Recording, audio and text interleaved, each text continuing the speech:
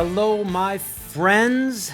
I'm Eric Pascal, and welcome once again to the Emotional Empowerment Movement podcast. I am forever grateful that you are here with us, and I can't wait to get down to business. You just watched, or hopefully just watched, within the last day, 2, 3, 4, 5 year, the introductory video. And what makes this podcast, I think, a little different from other podcasts is we kind of do this organically, meaning that this conversation, as I mentioned in our first one, is going to be happening hopefully for decades to come. And we want the conversation to be natural. We want the learning experience to be natural, which means also I've got to kind of be into it and the team's got to kind of be into it. But it's sequential. So if you watch these out of orders, you might be like, order, proper English. If you watch this out of order, you might be like, what's he saying? Why is he saying that? This doesn't make sense. What's wrong with him? And I'm telling you this because it's natural to want to skip around, right? And you look at a podcast title and you go, oh, this sounds cool.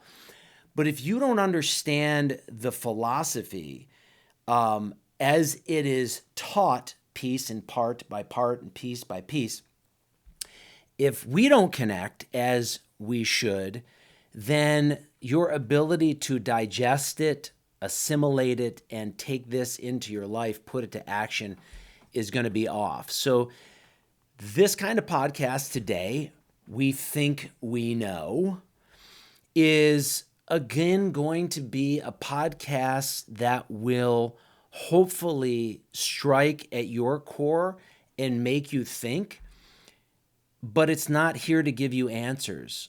If you stay in touch with this podcast, with this movement, I guess the hope is that you don't find answers from me, but you find answers from you.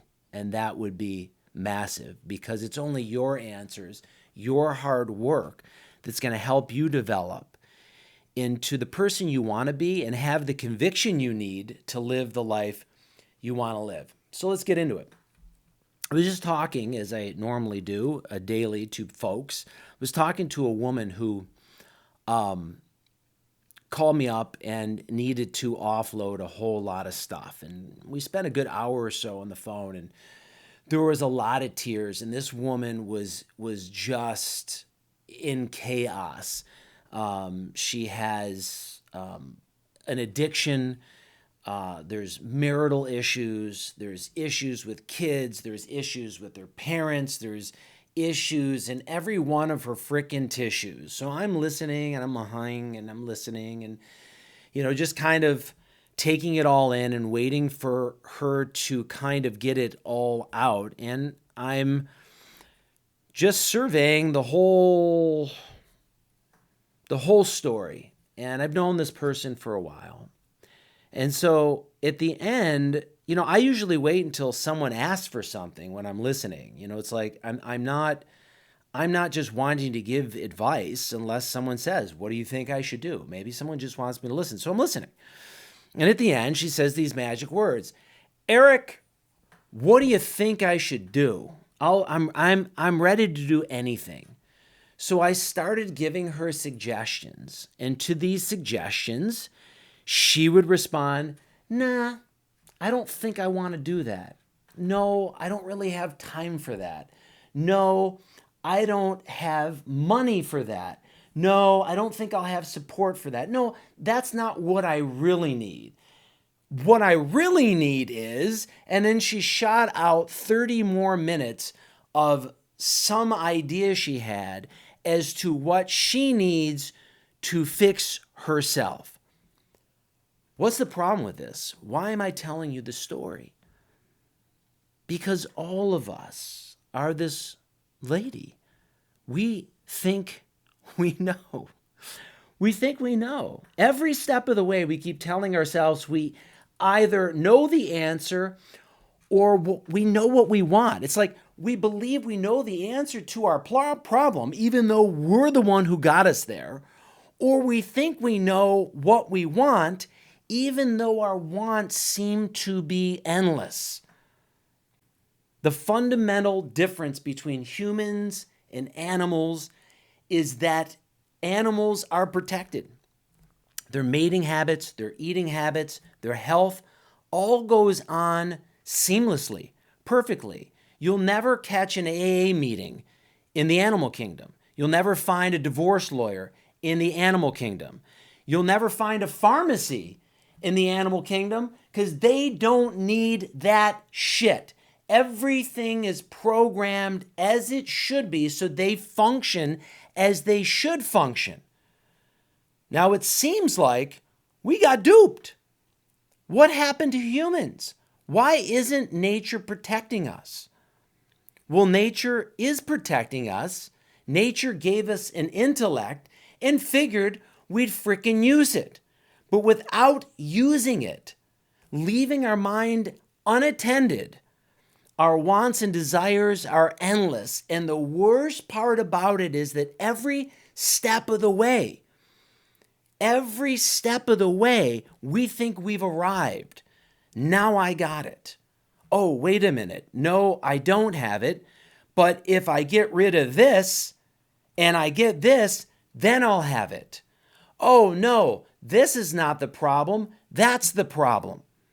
If I change this, if I get that, if I move there, if I change my hair, if I get someone who I really like to stare at me, if I get reinforced with love and kindness, then you'll be the same the whole way through.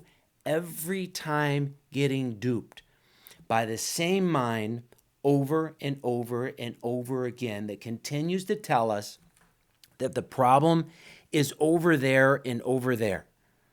Remember how we talked about that podcast 1 for a moment? So take a moment for yourself. Take a moment and think about this. Don't accept this because I'm saying it. Don't reject it because you don't like it. Think about it. Isn't it a truth? Everywhere we go, with everyone we meet, I've traveled the world 10 times over, and I've never found a person who didn't belong to this massive group of people who think we know. I've got it now. Oh, I went to therapy. I've got it now. I listened to this podcast. I've got it now. I read this book. I've got it now. Never once carefully and critically analyzing ourselves and asking ourselves, what's this voice in me that keeps telling me I have it, only to find out a day later, a week later, a month later, or if you're like me, sometimes decades later, that boy, oh boy, am I fucked. Never saw it coming. Look back at the very first time you believed that what you were after was going to make you whole. Look back at the first time where you thought to yourself, I know what the solution is for me. I've just got to stop eating carbs. I've just got to work out more. I've just got to move out of the state. I've just got to stay away from my sister.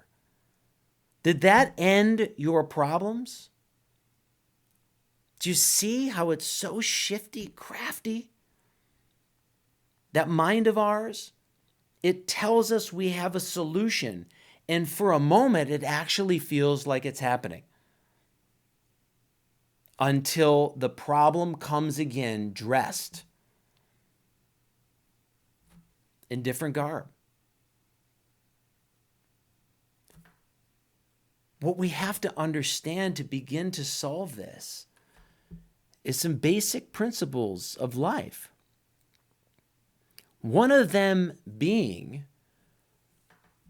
that the way we're set up, and you got to listen to this, the way that we're set up, we, all of us, there is no exclusions.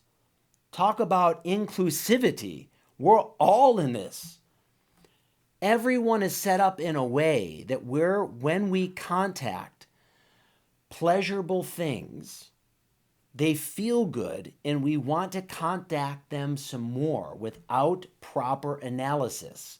And that leads to attachment, which we'll get way into over the days, the months, and the years, believe me. Addiction, which we'll get way into. But think about this and take this into your day. Start to analyze and watch yourself and everyone else. We're set up to contact pleasurable things. They feel good. We don't analyze carefully. And we start to want to contact them again and again and again, which creates attachment, a dependency, if you will. The opposite is true. We contact things that bring displeasure, discomfort, and without analysis, we run. We move away from them. We push them away. What's the problem with this? What's the problem with this? Come on, think. Think. Don't feel this. Think about this. Remove your feelings for a moment. Don't worry about if you like this, if you agree with it. Just think and follow. We got to roll up our sleeves. Anything worth getting to, which is our own salvation, is going to be tough. So we got to move through things we don't like, which brings us back to the question, why is this a problem? Because not everything that feels good to us is good for us. I'll repeat that. Not everything that is good, feels good to us, is good for us. And to you, I'll repeat it again because I know you ain't listening and this is confusing you. Everything that feels good to us is not good for us. Everything includes everything. That means everyone. For those of you that have had some nice codependent relationships or in one right now, which we'll get to down the road. Similarly, everything that feels bad to us isn't necessarily bad for us. I'll repeat. Everything that feels bad for us isn't necessarily bad for us. I'll repeat. Everything that feels bad to us isn't necessarily bad for us. And now I'll continue. Many things that feel good for us are horrible for us. Many things, many people, places, and things that feel wonderful to us are horrible for us. And if you want to get anywhere in life, not only do you have to wrap your head around that philosophy, but we've got to live it. We've got to live it. And that's so hard because we think we know. We know this feels good, so it must be good. We know this feels bad, so it must be bad. We know if this feels bad, this couldn't be the solution because this feels so bad to us. We know. The moment we know that we don't know, life becomes sweet. The moment we know that we don't know, life becomes sweet. Everything that feels awful to us. I'm about to drop a bomb. I'm just warning you. I'm warming up for this. I'm about to drop a bomb, and you're not going to like it. Everything that feels bad to us is not necessarily bad. Not only that, and I wish I had, like, if we were like a year from now, when our podcast, our movement is huge, when the emotional empowerment movement takes over the world, we'll have enough fun so I can have like a drum track ready for the big bomb that I'm about to drop or some explosion or something. Right, Rena? Right, Jordan? Jordan and Rena are behind me right now. My wife, my man. So, here's the bomb. The worst things in life, the worst things